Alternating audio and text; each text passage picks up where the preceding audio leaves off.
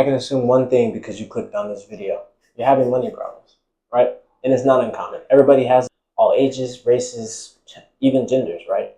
Today, I want to talk about how being broke is less about what's in your pocket and your bank account and more about how you think about the world around you.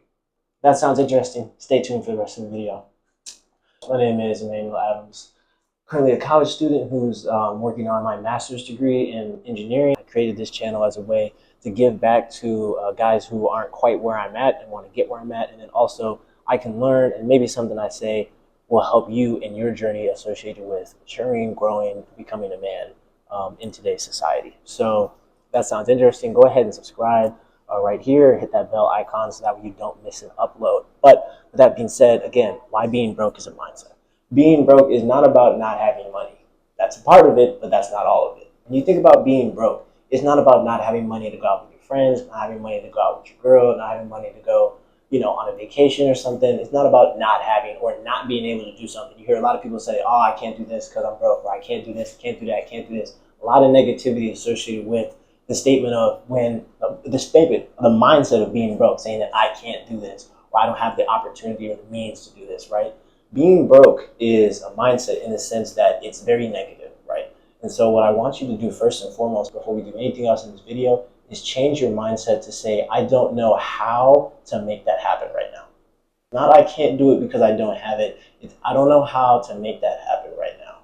And when you start to think about situations in your entire world like that, you'll start to notice you don't look at everything as a problem or an issue, but more as a challenge that you need to solve.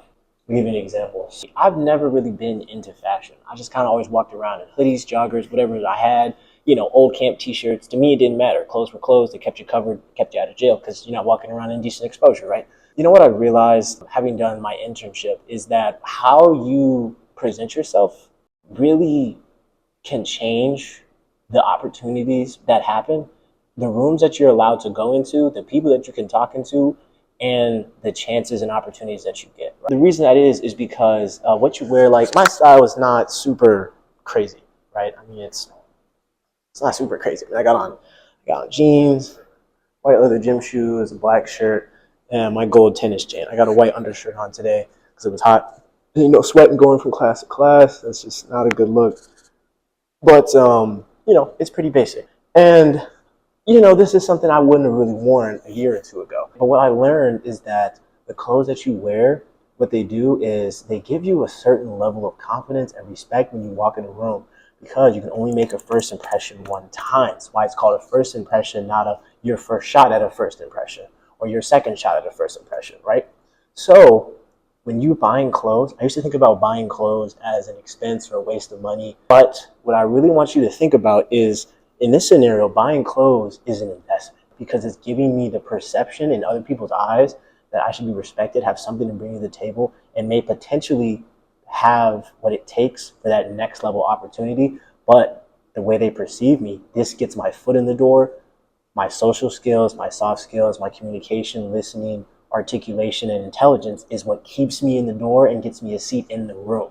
I want you to remember that because, like I just said, being broke is not a mindset about what you can't do. It's a mindset about you just can't do it right now. How can we change that? That's what I want you to remember. So how do we change your mindset, right? Here's how we're going to do it. First off, this might hurt some of you if you guys are, pocket pinchers, or if you guys who just kind of swipe your card, it's going to hurt a little bit. And what I want you to do is I want you to take your savings, take 10% of that savings and spend it on something just for you.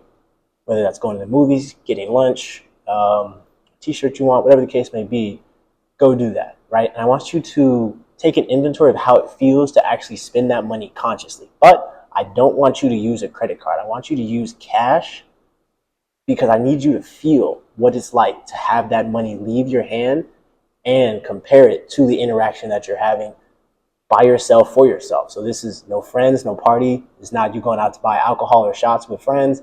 This is not you trying to impress that cute girl. It's nothing. This is just for you. You're the only person that's going to benefit from this purchase. So the hype beasts who spend money just to flex it, this is going to hurt y'all a little bit. The guys who are used to swiping a credit card and don't really understand what money is being taken out of your account when you spend, I want you guys to pay attention. And then if you were like me, one of the guys who saves every dollar you get, shoebox masters vibes, right? It's going to hurt you because you're not used to spending money as well. But I want you to do this for two reasons. One, I need you to get comfortable with rewarding yourself. And the second reason is I need you, like I said, to feel that exchange of money based on the experience. I need you to feel that. And what that's going to do is it's going to give you a reference and a perspective for understanding that money is not a thing. It's your ticket to whatever is next, whether that's an experience, an investment for the next level. I don't know what the third point is, but it's basically, it's your golden ticket to whatever you're trying to do in the world. Now, the second part about changing your mindset is what I like to call, and I didn't come up with this, it's very common, the 50-30-20 rule. 50% of all the money that comes into you, I'm not going to say money you make, because some of y'all get birthday money and you think you could just spend it. No.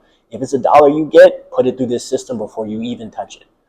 50% goes to savings, 30% goes from investment, and 20% is for spending or expenses. The reason that that's important is because the wealthiest people, the founder of Walmart, Jeff Bezos, founder of Amazon, and Mark Zuckerberg, the founder of Facebook, they all do this. What they did is they found something that worked, they duplicated it, and they scaled it. That's how you get wealthy and rich. It's not by, scratching off a lottery ticket that says $5 million. You're just like, oh my God, I made it. Like, that's not how this works. You create a system that works, find a way to duplicate it, and that's how you scale it. So what this is doing is it's creating a system. So no matter how little or how much money is coming in, it's the same system.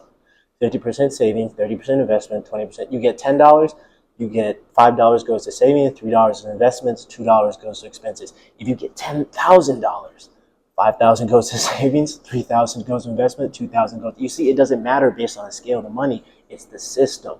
Once you have that system in place and your mentality is changed associated with that, from the I can't do this to I don't have the means to do this right now, but how can I make that change?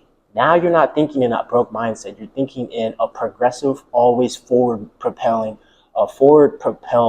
mindset. That's the second thing.